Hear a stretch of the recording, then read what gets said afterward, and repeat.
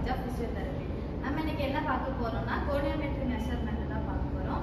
அதுல வந்துட்டு கோனியோமெட்ரினா என்னன்னா கோனியோமீட்டரை வச்சு நம்ம ஜாயிண்ட் ரேஞ்ச் ஆஃப் மோஷனை கண்டுபிடிக்கிறது தான் இந்த கோனியோமெட்ரி மெஷர்மெண்ட். அதுல வந்துட்டு இந்த கோனியோமீட்டர்லயே வந்துட்டு 3 டைப்ஸ் இருக்கு. ஃபர்ஸ்ட் ஒன்று வந்துட்டு யுனிவர்சல் கோனியோமீட்டர். அதுதான் வந்துட்டு எல்லா ஹாஸ்பிட்டல்ஸ் எல்லா தெரபிஸ்ட்டுமே அந்த யுனிவர்சல் கோனியோமீட்டர் தான் யூஸ் பண்ணுவாங்க. செகண்ட் ஒன்று வந்துட்டு கிராவிட்டி டிபெண்டன்ட். தேர்ட் ஒன்று வந்துட்டு எலக்ட்ரோ கோனியோமீட்டர்.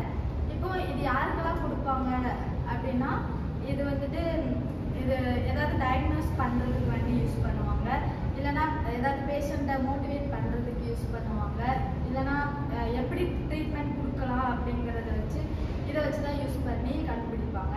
இது யாருக்கு கொடுக்கக்கூடாதுன்னா ஏதாவது இன்ஜுரி இருந்தால் அவங்களுக்கு கொடுக்கக்கூடாது. அதுக்கப்புறம் அவங்களுக்கு ஏதாவது ப்ளீடிங் ஆகிட்டு இருந்துச்சுன்னா அதுக்கு கொடுக்கக்கூடாது. அப்புறம் வந்துட்டு இம்மிடியேட்டாக ஆஃப்டர் சர்ஜரிக்கு அப்புறமா இது வந்துட்டு நம்ம யூஸ் பண்ண மாட்டோம். இதுக்கப்புறம் வந்துட்டு பிரின்சிபல்ஸ் இதை எப்படி மெஷர் பண்ணுவாங்க அப்படிங்கிறத வந்துட்டு மஞ்சுளா சொல்லுவாங்க. Hello everyone, I am Manjula Devi from SNS College of Physiotherapy. நான் இப்போ வந்து கோனியோமீட்டரோட பிரின்சிபல்ஸும் அதோட மெஷர்மெண்ட் எப்படி பண்ணுவாங்க அப்படின்னு சொல்ல போகிறேன். அதோட பிரின்சிபல்ஸ் பார்த்தோம் அப்படின்னா மெயினாக 5 இருக்குது. ஜாயிண்ட் மோஷன், அப்புறம் எண்ட் ஃபீல், அடுத்து range of motion, hyper mobility, hypo mobility. இந்த 5 வச்சு தான் நம்ம வந்து மெஷர் பண்ணுவோம். ஃபர்ஸ்ட் ஒன்று ஜாயிண்ட் மோஷன், அதாவது நம்மளோட போன் மூவ்மெண்ட்ஸ் எப்படி இருக்குது அப்படின்றதெல்லாம் இந்த கோனியோமீட்டர் வச்சு நம்ம வந்து மெஷர் பண்ணிக்கலாம்.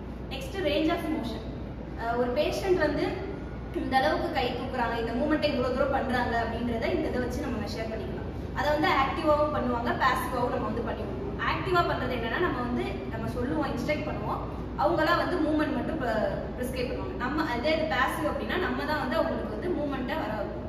இந்த ரெண்டுமே வந்து ஜாயிண்ட் மோஷன் ரேஞ்ச் ஆஃப் மோஷனில் வந்துடும். நெக்ஸ்ட் வந்து எண்ட் ஃபீல் அப்படின்றது வந்து ஒரு முக்கியமான ஒன்று கோனியோமீட்டரில். அது வந்து தெரபிஸ்ட் தான் வந்து ஃபீல் பண்ணுவாங்க. எப்படி அப்படின்னா இப்போ தெரபிஸ்ட் வந்து நம்ம ஒரு மூவ்மெண்ட் பண்ண போகிறோம், பாசிவாக ஒரு மூவ்மெண்ட் கொடுக்கும்போது நம்ம லாஸ்ட் ரெஸ்ட்ரிக்டட் ஏரியா அப்படின்ற ஒரு மாதிரி ஒரு இது நம்ம உடம்புல இருக்கும். இப்போ வந்து டெமான்ஸ்ட்ரேஷன்ல நான் வந்து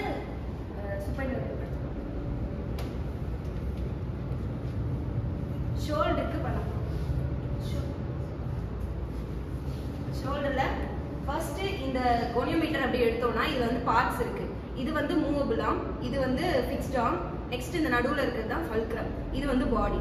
இந்த இதில் வந்து ஃபல்க்ரம் எந்த இடத்துல வைக்கணும் அப்படின்னா ஃபல்க்ரம் வந்து அக்ரோமியல் ப்ராசஸ்ல வைக்கணும். அதே மாதிரி இந்த ஃபிக்ஸ்ட் ஆர்ம் அப்படின்றத வந்து இந்த கிளாவிக்கலுக்கு ஆக்சிலரியா கொண்டு போகணும். நெக்ஸ்ட் வந்து இந்த மூவபிள் ஆர்மை நம்ம வந்து ஆர்ம்ல ஸ்ட்ரெயிட்டாக அப்படி பிளேஸ் பண்ணி வச்சுக்கணும். இப்போ வந்து இவங்களை வந்து நான் வந்து தலைவாணி இல்லாமல் பில்லோ இருந்துச்சுன்னா நம்மளால மூவ்மெண்ட்டை கரெக்டாக கொண்டு வர முடியாது. அதனால அது இல்லாமல் இப்போ அக்ரோமியல் ப்ராசஸ் நான் பால்பேட் பண்ணி பார்க்குறேன், பார்த்துட்டு அந்த இடத்துல ஃபிக்ஸ் பண்ணுறேன். பேஷண்ட்டுக்கு மேலே இது பண்ணக்கூடாது.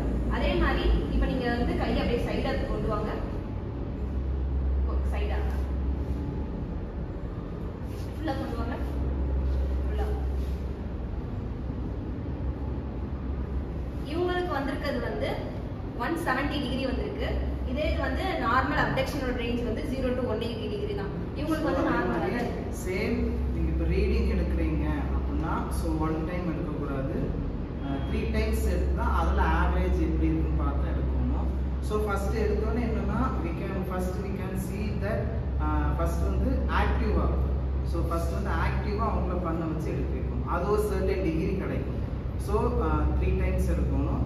அதுக்கு பிறகு பார்த்தோம்னா பாசிவாக நம்ம பண்ணணும்.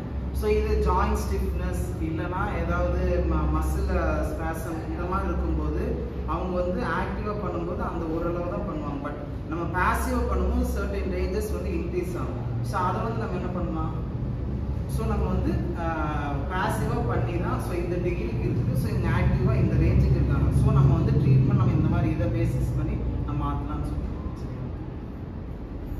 நெக்ஸ்ட் அதே மாதிரி எல்போ ஜாயிண்ட் பார்க்கலாம். எல்போ ஜாயிண்ட்ல ஃபல்க்ரம் எங்க பிளேஸ் பண்ணுவாங்க அப்படின்னா லேட்டரல் எபிகாண்டலைல வச்சு நம்ம வந்து பிளேஸ் பண்ணுவோம். இதுக்கு வந்து நம்ம 90 டிகிரி 0 டிகிரிலேயே வச்சுக்கலாம். இப்போ வந்து கையை ஸ்ட்ரெயிட்டாக வச்சுக்கோங்க. இப்போ வந்து கையை வந்து மடக்கணும். இதே மாதிரி பண்ணுங்க, ஃபுல்லாக உள்ள பண்ணுங்க. இவருக்கு வந்து 150 தான் வந்திருக்கு. ஏன் அப்படின்னா அவரோட மசில் பல்க்னால அவருக்கு பைசெப்ஸ் மசில்ஸ் வந்து நிறைய இருக்கிறனால அது வந்து